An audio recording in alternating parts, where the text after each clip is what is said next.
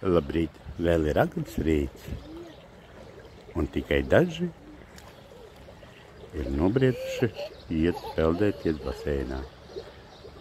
Pārējie visi vēl guļ. Tā izskatās Jūrmala agrā rītā.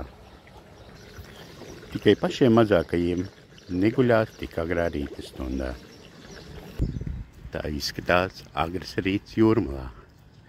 Lielākā daļa no apmeklētājiem vēl guļ.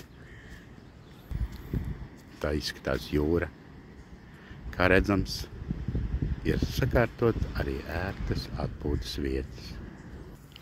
Atpūtas organizatori ir parūpējušies par atpūtnieku ētībām. Tur redzam, cilvēks jau skalojās zem dušas. Sportisti joprojām uztur savu sportisko formu un aktīvi skrien gar jūras krastu. Lūk, šeit mēs redzam svaigi uzceltu piestātni, pie kuras var piestāt dažādi izmēra kuģīši. Lūk, šāds izskatās atpūtas komplekss ar skatu no jūras.